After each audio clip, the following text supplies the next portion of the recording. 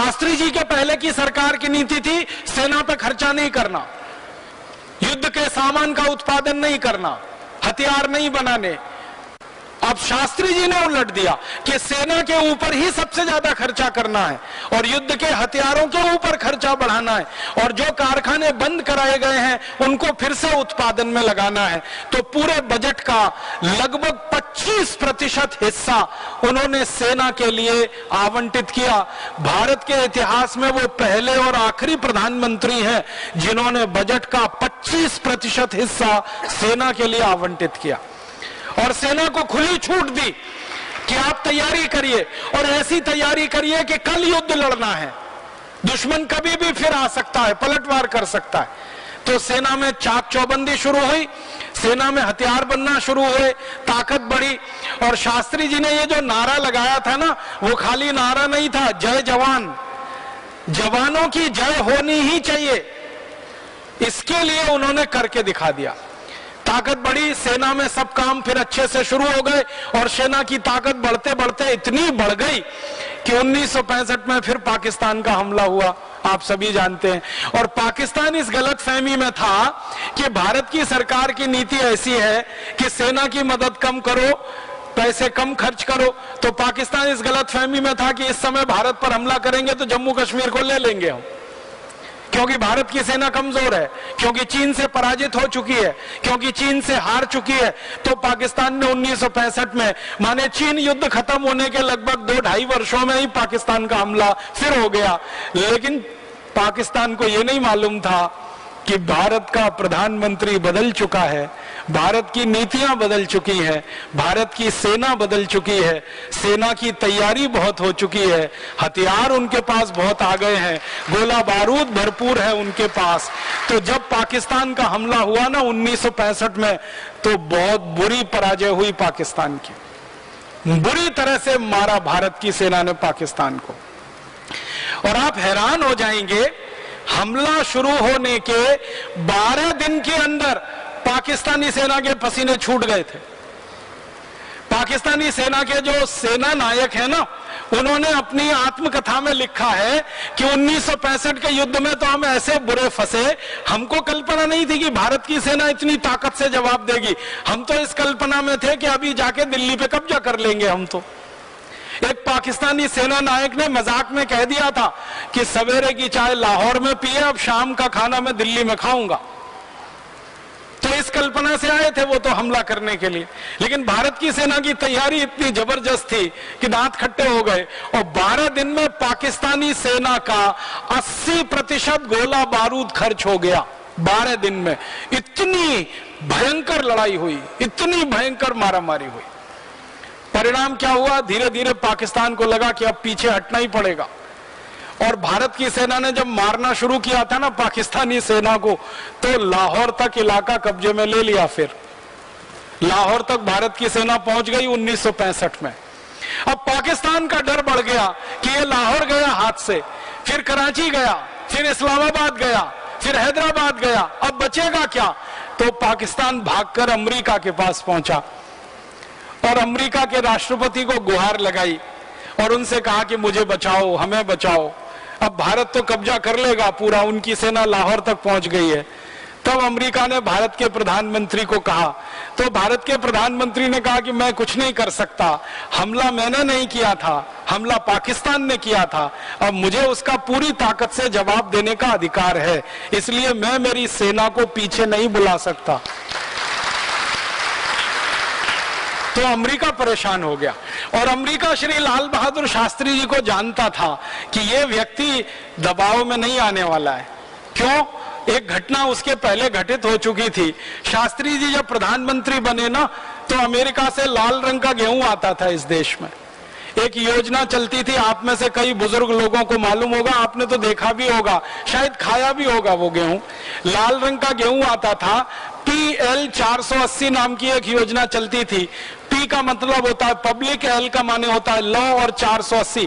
America के कानून के तहत एक व्यवस्था है PL 480, पब्लिक लॉ 480। उसके तहत अमेरिका दूसरे देशों की मदद करता है। तो भारत की मदद करता था। लाल रंग का गेहूं आता था, जिस गेहूं को अमेरिका में जानवर नहीं खाते थे वो भारत को खिलाया जाता था। कारण क्या था? भारत में उस समय गेहूं का उत्पादन थोड़ा कम था, जितनी हमारी जरूरत थी उतना गेहूं पैदा नहीं होता था, तो वो गेहूं हमें लेना पड़ता था और उसकी शर्तें बहुत अपमानजनक थी। तो शास्त्री जी ने प्रधानमंत्री बनने के बाद एक बड़ा फैसला किया था कि ये अमेरिका का लाल गेहूं हमें खाना मंजूर नहीं है। तो शास्त्री जी के जो सेक्रेटरी हुआ करते थे उन्होंने कहा कि अगर आप अमेरिका का लाल गेहूं नहीं खा सकते तो भूखे मरने के लिए तैयार रहिए। तो शास्त्री जी ने कहा कि सम्मान के साथ भूखे मरना मंजूर है, लेकिन अपमान के साथ विदेशी रोटी खाना मंजूर नहीं। तो सेक्रेटरी हैरान हो गया और शास्त्री जी ने कहा कि तुम इसकी चिंता मत करो, तुम तुम्हारा काम करो, मैं मेरा काम करता हूं। और उन्होंने भारत के लोगों को एक दिन अपील की। सोमवार का दिन था, दिल्ली के बहुत बड़े मैदान में सभा बुलाई, लाखों लोग इकट्ठे हुए और शास्त्री जी ने लोगों से कहा कि देश में गेहूं की बहुत कमी है, अपमानजनक शर्तों पर अमेरिका से गेहूं आ रहा है, ये गेहूं हमें खाना मंजूर नहीं है क्योंकि मेरी आत्मा गवाही नहीं देती है, इसलिए आप भी ये गेहूं मत खाइए। तो लोगों ने कहा नहीं खाएंगे। तो शास्त्री जी ने कहा इसके लिए भूखा रहना पड़ेगा। लोगों ने हाथ उठा के कहा भूखे रहेंगे। और भारत के लोगों ने सोमवार का दिन व्रत रखना शुरू कर दिया था और संपूर्ण भारत में शास्त्री जी के कहने पर लोगों ने भूखा रहना शुरू कर दिया। हमारे देश में करोड़ों माताएं हैं जो आज भी सोमवार को व्रत रखती हैं। मैं कई बार उनको पूछता हूं ये सोमवार को व्रत क्यों रखती है? शंकर जी को प्रसन्न करने के लिए? तो वो कहती है नहीं, शास्त्री जी को वचन दिया था। तो मैं कहता हूं माता, अब शास्त्री जी का वचन तो उनके साथ चला गया, वो तो उन्होंने वचन इसलिए लिया था कि देश में गेहूं का उत्पादन बहुत कम है, हम कम खाएंगे तो विदेशों से गेहूं नहीं लाना पड़ेगा।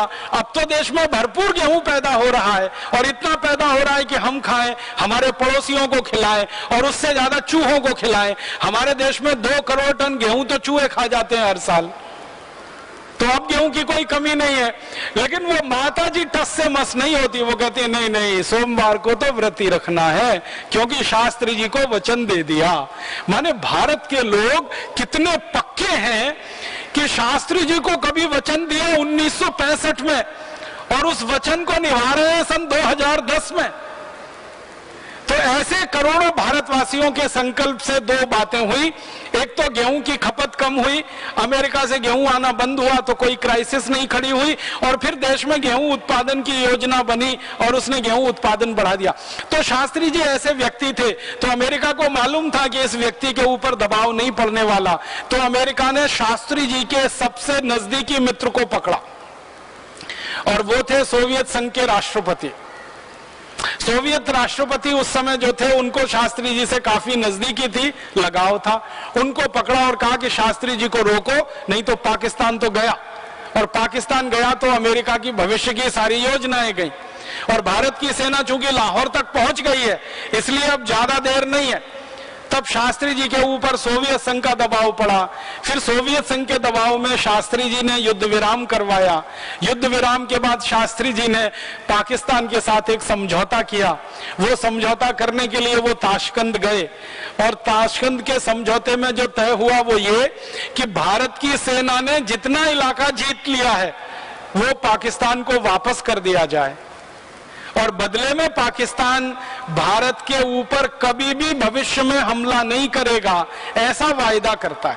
तो पाकिस्तान ने लिखित रूप में यह कहा और उसके दस्तावेज मौजूद हैं कि हम भारत की तरफ कभी भी हमला नहीं करेंगे, आंख उठाकर नहीं देखेंगे, बस इस बार हमें माफ कर दिया जाए और जो इलाका भारत की सेना के कब्जे में है वो हमें वापस कर दिया जाए। शास्त्री जी ने भारत की पुरानी परंपरा का अनुसरण करते हुए उदारता दिखाई और जीता हुआ इलाका जो सेना के कब्जे में था वो पाकिस्तान को वापस कर दिया। लाहौर तक गई हुई सेना वापस आ गई और उस सेना ने सब कुछ पाकिस्तान को दे दिया।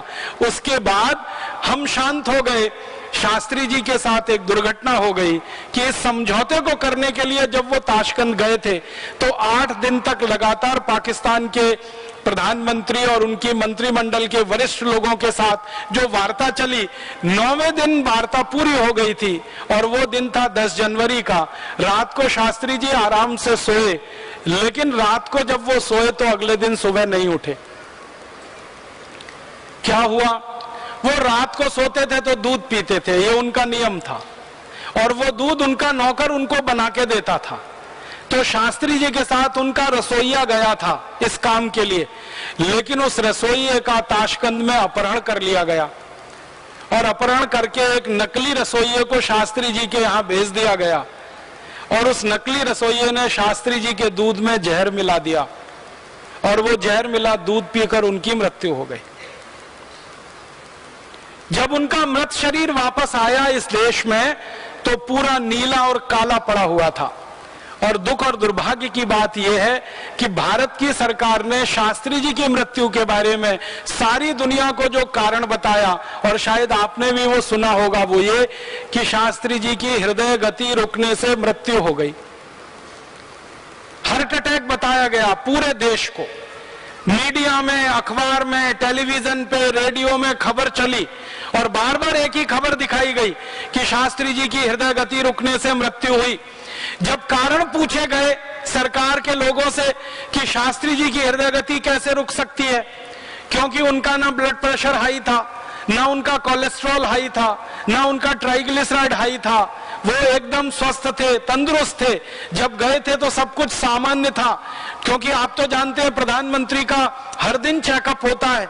तो शास्त्री जी के जो डॉक्टरों ने चेकअप करके दिया था उसमें तो सब कुछ नॉर्मल था, ना बीपी बढ़ा है, ना ट्राइग्लिसराइड, ना कोलेस्ट्रॉल, फिर उनकी हृदय गति कैसे रुक सकती है? तो हमारे देश के कुछ नेताओं ने ऐसा मूर्खता का जवाब दिया, इतना खराब जवाब दिया। उन्होंने कहा कि शास्त्री जी की मृत्यु इसलिए हो गई कि उनको बहुत ज्यादा खुशी हो गई। तो बहुत ज्यादा खुशी किस बात की हो गई कि पाकिस्तान को उन्होंने सरेंडर करा दिया और पाकिस्तान के ऊपर भारतीय सेना ने विजय पा ली। तो इतनी खुशी हुई शास्त्री जी को कि उनकी हृदय गति रुक गई। ऐसा मूर्खतापूर्ण, बेकार का जवाब पूरे देश को दिया गया। फिर शास्त्री जी का जब मृत शरीर आया तो कई लोगों ने यह मांग की कि अगर इनकी हृदय गति रुकी है तो इसकी सच्चाई तो पता चल सकती है, इनके मृत शरीर का पोस्टमार्टम कराया जाए। लेकिन भारत सरकार ने वो नहीं होने दिया और भारत सरकार ने शास्त्री जी के मृत शरीर का पोस्टमार्टम नहीं होने दिया। जैसे ही उनका मृत शरीर आया, जल्दी जल्दी करके उसका अंतिम संस्कार कर दिया गया और वो अंतिम संस्कार के बाद बात वहीं दब गई। और उसके बाद कुछ कमीशन बैठे, इंक्वायरी हुई, उसमें से ये बात निकली, लेकिन रास्ते में वहीं भटक गई और आज तक सारा देश इसी अंधकार में है कि शास्त्री जी को हृदय गति से मृत्यु हुई, जबकि उनको जहर दिया गया था। तो भारत में इस तरह की भूलें होती रही, हमारी सेना जीतती रही और जीते हुए इलाके को देती रही, दुश्मनों के हाथ में, दुश्मनों के ऊपर विजय करते रहे और उनको माफ करते रहे। वो पराजित हुए दुश्मन, फिर भी हम उनको माफ करते रहे और वही दुश्मन हमारे लिए नाग बन के डसते रहे।